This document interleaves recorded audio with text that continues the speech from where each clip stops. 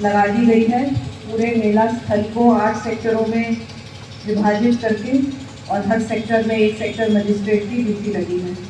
उसके अलावा barrier point police और प्रशासन की तरफ से बैरियर पॉइंट लगाए गए हैं, जिसके बाद से चौपहिया वाहन, दोपहिया वाहन, इन लोगों को बाहर ही रोक दिया जाएगा। इसके बारे में भी सीओ साहब संक्षिप्त में ब्रीफ करेंगे।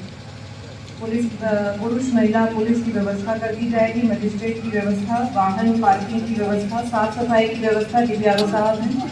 तो साफ सफाई की व्यवस्था जैसा सर्वी तीज में हम लोगों ने विभूतिनाथ मंदिर में किया था, उसी तरह की चाक चौबंद सफाई की व्यवस्था आपको करनी होगी। पर्याप्त संख्या में डस्टबिन लगा दीजिए और आपके सफाई कर्मचारी जितने भी 3-4 दिन मेला लगेगा उससे एक दिन पहले से और मेला समाप्त होने के अगले दिन तक सफाई की सारी जिम्मेदारी जो है DPRO साहब की रहेगी, कमान की रहेगी। प्रधान साहब भी यहाँ पर हैं। मंदिर में CCTV अभी बताएंगे, यहाँ पे मंदिर मेला प्रबंध समिति से बताएंगे कि कितनी CCTV लगाई गई है और फिर पुलिस की तरफ से बताया जाएगा कि कितनी CCTV की आवश्यकता है।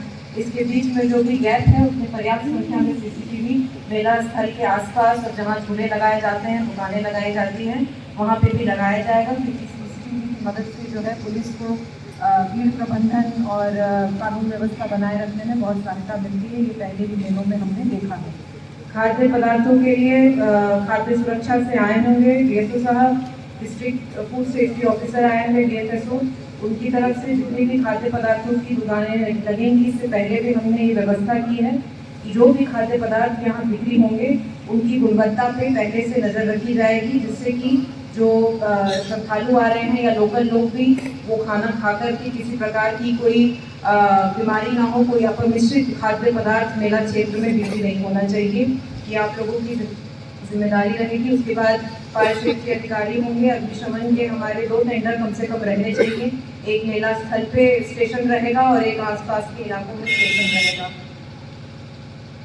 और उसके अलावा प्रबंध समिति, मेला प्रबंध समिति की तरफ से जो अग्निशमन के अस्थायी जो कार्य होते हैं, जैसे मिट्टी की बाल्टी, पानी इत्यादि, इसकी व्यवस्था आप लोगों को रखनी होगी। हमारे यहाँ SDM साहब की तरफ से अस्थायी राजस्व का कैंप लगेगा, पुलिस का भी कैंप लगेगा। पुलिस ने भी जिस तरह से मजिस्ट्रेट के लिए सेक्टर में डिवाइड किया है, उसी तरह से पुलिस की तरफ से भी सेक्टर मजिस्ट्रेट, सेक्टर पुलिस अधिकारियों की ड्यूटी लगेगी। इसके अलावा शौचालयों की साफ सफाई, पानी के लिए पानी का टैंकर EO इकोना की तरफ से उपलब्ध कराया जाएगा। टॉयलेट अगर पर्याप्त नहीं है तो मोबाइल टॉयलेट भी यहाँ लगाएंगे, ताकि श्रद्धालुओं को खुले में किसी भी तरह का शौच करने की आवश्यकता ना पड़े।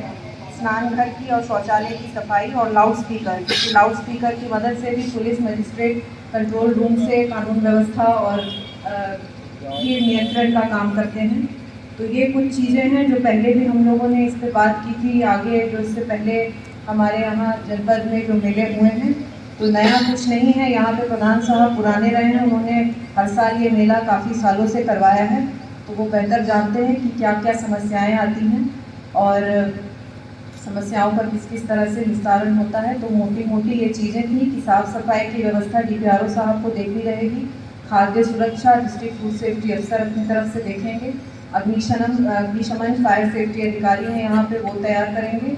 और जो जल और शौचालय की व्यवस्था है, EO इकोना आई होंगी, अगर नहीं आई है तो उन तक ये चला जाए, ये सूचना चली जाए कि इसकी भी व्यवस्था आप लोगों को करनी रहेगी। मेला प्रबंध समिति की तरफ से जो है पर्याप्त संख्या में CCTV और आप लोग भी सफाई का वो लगाएं। अस्थाई अग्निशमन के जितने भी वो होते हैं, उपकरण होते हैं, मिट्टी की भरी बाल्टी और पानी इत्यादि, इसका भी वो रखा जाए। और उसके अलावा जो दुकानें पिछले साल लगी हैं उसी संख्या में दुकानें लगेंगी, उससे अधिक संख्या में कोई दुकानें नहीं लगेंगी, क्योंकि ये जनरली ये प्रवृत्ति रहती है लोगों की, क्योंकि बड़ा मेला है तो ज़्यादा से ज़्यादा दुकानें आसपास के लोग लगाने की कोशिश करते हैं, तो उससे भीड़ नियंत्रण में पुलिस को समस्या होती है। तो जो संख्या पिछली बार थी उसी संख्या पे SDM साहब इंश्योर करेंगे कि फ्रीज हो जाए, उससे ज़्यादा संख्या में। और सबसे ज़रूरी बात जो है, जो पिछले मेलों में जो एक ग्रे एरिया रह गया था, वो ये था कि झूले जो लगते हैं उन झूलों पे किस तरह का नियंत्रण रखा जाए। कौन इसमें टेक्निकल आदमी है, अधिकृत है, जो ये बता सके कि ये झूले सेफ हैं और कोई अगर इस पर बैठेगा, इसको जो चालित करता है उसको पर्याप्त प्रशिक्षण दिया गया है कि नहीं, और अगर इसको चालू किया जाता है जनरेटर से या जैसे भी, तो किसी तरह की मानव क्षति की कोई आशंका तो नहीं है। तो इसके लिए एक कमेटी इससे पहले बना दी गई थी, एसडीएम साहब थे उसमें, पुलिस की तरफ से थे और पीडब्ल्यूडी से भी उसमें टेक्निकल लोगों को रखा गया था, ताकि हमारी समझ से, उस समिति की समझ से जो भी चीज़ें पर्याप्त होनी चाहिए एक मेला क्षेत्र में झूलों की सुरक्षा को लेकर, वो उसका बंदोबस्त मेले से पहले कर लिया जाए। तो मेरे ख्याल से उस समिति ने एक बार विजिट भी कर लिया है और मेला शुरू होने के दिन तक झूलों की सुरक्षा से संबंधित जितनी भी कार्यवाहियाँ हैं आप लोग कर लीजिएगा, क्योंकि बाराबंकी में हाल ही के दिनों में एक इसी तरह का ग्रामीण मेला था जहाँ झूला गिर जाने से लोगों को गंभीर चोटें आई थी।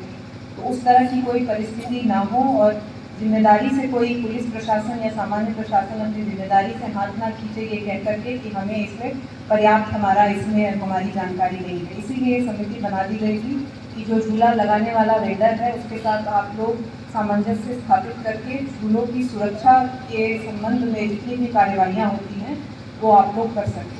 तो ये सारी चीज़ें हैं। अब मैं एडीएम साहब से कहूँगी कि अपनी तरफ से अगर कुछ ऐड करते हैं तो वो ऐड करें, नहीं तो फिर हम लोग सीओ साहब के पास चले जाएंगे। एक और के क्षेत्राधिकारी हैं यहाँ हैं पुलिस की तरफ से, तो वो अपनी तरफ से ब्रीफ करेंगे।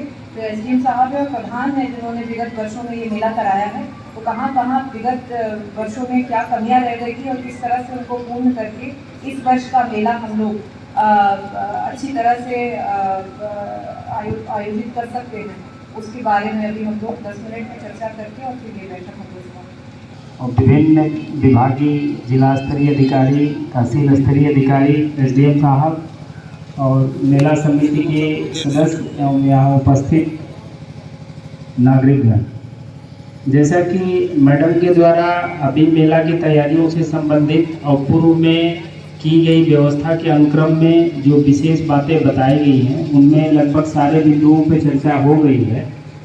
मुख्य रूप से एसडीएम साहब और तहसीलदार साहब आप लोग देख लीजिएगा, जैसा कि मैम ने बताया झूला एक बहुत बड़ी समस्या रहती है। मैम ने उस पर जो पूर्व में भी निर्देश दिया था, आज भी मैम ने बता दिया है, तो उस पर आप लोग विजिल रहेंगे। ऐसा ना हो कि झूला लग गया उसके बाद जो है आप लोग मानक चेक करा रहे हैं, तो उसको झूला लगने से पहले भी आप विजिल हो के उसको आप लोग अपनी जो झूला समिति बनी है उसके मानक के अनुसार लगा रहा है कि नहीं, तो वो जब लगा रहा है तब लगा के पूरा कर ले, उसके बाद देख करके प्रॉपरली तभी आप एनओसी दीजिएगा, क्योंकि बिना एनओसी के फिर पुलिस प्रशासन का कोऑर्डिनेशन नहीं बन पाता है। तो ये देख लीजिएगा। और खाद्य सुरक्षा के संबंधित जो भी हमारे अधिकारी हैं वो विशेष रूप से वो भी विजिल रहेंगे, क्योंकि कहीं न कहीं इसमें लापरवाही देखी जाती है कि दुकानें स्थापित हो गई, उसके बाद आधे अधूरे उसमें से जांच हुई, उनके नमूने लिए गए नहीं लिए गए, तो इसको बाकी समय अक्षर से अनुपालन करेंगे। धन्यवाद। जय मैम। मेला के लिए पुलिस व्यवस्था मैम संपूर्ण मेला क्षेत्र को यातायात, ट्रैफिक, पार्किंग सहित 4 जोन और 8 सेक्टर में बांटा गया है। सारे जोन और सेक्टर में 12-12 घंटे की ड्यूटी रहेगी, दिन और रात 24 घंटे। इसके अलावा मैम कुल 7 पार्किंग बनाए गए हैं, जहाँ पे पूरे मेला क्षेत्र को नो व्हीकल जोन बनाया जाएगा। यहाँ किसी तरह का व्हीकल मूवमेंट नहीं होगा, सारे वहीं पार्किंग में पार्क हो जाएंगे और लोग वहाँ से पैदल आएंगे। हैवी व्हीकल्स हम बड़े बड़े पार्किंग बना रखा है रोड पे ही, वहाँ पे रोक दिया जाएगा, जो मेला क्षेत्र के चारों दिशाओं में है मैम। कोई चौपहिया दोपहिया कुछ नहीं आएगा, दोपहिया वहाँ से आएगा अंदर, हम ये नहर पुलिया पड़ती है यहाँ रोक देंगे। इसके 2 ही इसके मेन एंट्री गेट है मैम मेला क्षेत्र माने का, एक तो ये नेशनल हाईवे से, दूसरा इकौना क्षेत्र से। 2 और रास्ते हैं 3, लेकिन वो हैवी व्हीकल्स नहीं आ सकते वहाँ से। इसके अलावा मैम हमने 11 बैरियर पॉइंट बनाए हुए हैं। बैरियर पॉइंट पे वहाँ ड्यूटी रहेगी हमारी, जिसपे हम मोबाइल बैरियर के साथ साथ फोल्डिंग बैरियर और वो जो चुंगी वाला लगता है उसको भी लगाएंगे। ट्रैफिक पुलिस भी हमें मिला है मैम, बाहर से हमने ड्यूटी की डिमांड की है, कुछ ड्यूटियाँ हमें मिल गई हैं, नाम से अलॉटमेंट हो गया है, नाम आने बाकी हैं, तो वो भी आज मोस्ट प्रोबेबली आ जाएंगे। इसके अलावा मैम पीएससी हमें मिली है 2 प्लाटून, जिसमें एक फ्लड कंपनी है। फ्लड पीएससी भी रहेगी, घाट के आसपास लगेंगे उनको।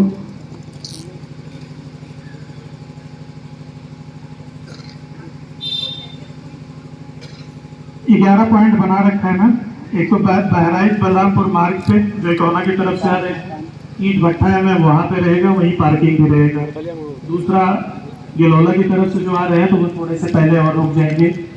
इसके अलावा सीता द्वार मेन गेट बैरियर लगा रखा है, इस पे भी बैरियर रहेगा, कुछ पहले और बाद में और बीच में। वहाँ से आगे बढ़ेंगे मैम, फिर नहर पड़ती है, नहर पुलिया पे भी एक बैरियर रहेगा, जहाँ छोटे वाहन और 3 पहिया वाहन सब रोक दिए जाएंगे। फिर एक तपसीपुर नहर पुलिया है, गांव की तरफ से आता है, वो काफी पहले से ही इकोना बलरामपुर वाले रोड से कट जाता है नहर पुलिया वाला रास्ता मैम, आके इसी रोड में वो भी मिलता है, तो वहाँ पे भी बैरियर लगाएंगे। एक इधर बेचू बाबा इकोना कस्बे की तरफ से आता है ये वाला रोड, तो वहाँ पे भी बैरियर रहेगा, पार्किंग रहेगा। एक वहाँ से आके गांव की तरफ से आता है सीताद्वार गांव की तरफ से, वहाँ रहेगा। पीछे इस तरफ वाले रोड पे मैम जिधर झूले लगे हैं वहाँ पे गौशाला है, उसके पास बैरियर लगेगा। एक उस तरफ से मैम झील के उस किनारे मंदिर के पीछे की तरफ से रास्ता है, वहाँ भी बैरियर लगा। जितने एंट्री पॉइंट है सबको कवर कर लेंगे।